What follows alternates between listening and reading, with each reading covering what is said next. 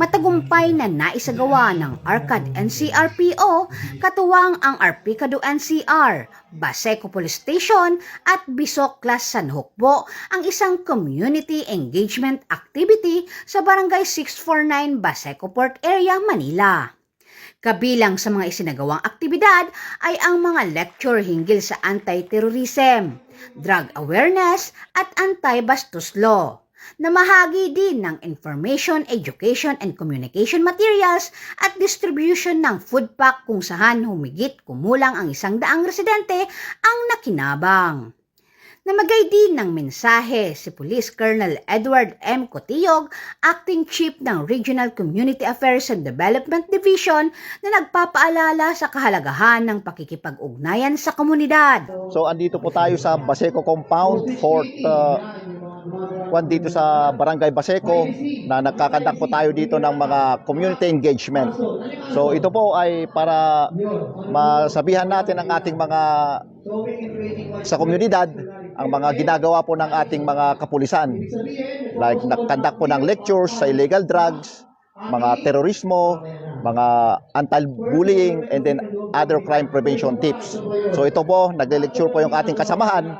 So pagkatapos po nito is meron pong distribution of food packs para po sa kanila, and tinatanong din natin sa kanila kung ano po yung maitutulong ng ating kapulisan para mailapit po natin sa kanila sa iba't ibang ahensya ng ating gobyerno na kailangan nila yung tulong.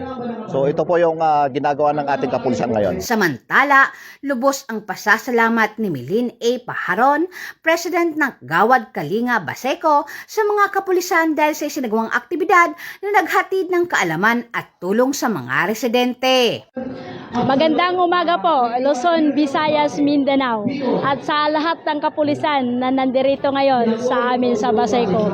Magandang umaga po. Ako nga po pala si Ate Maylin Paharon, Presidente po ng Gawad Kalinga. Maraming salamat po sa lahat ng kapulisan na nagtulong-tulong upang idaos yung inyong seminar dito sa amin sa Gawad Kalinga.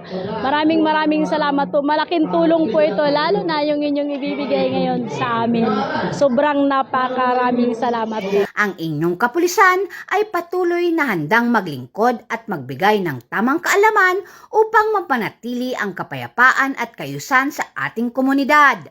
Nais po naming ipaalala na iwasan po sana ang pagsali sa mga rally at anumang kilos protesta na maaaring magdulot ng kaguluhan. Sa halip, sama-sama tayong magtulungan at magkaisa upang makamit ang ligtas, mapayapa at maunlad na pamayanan para sa ating lahat.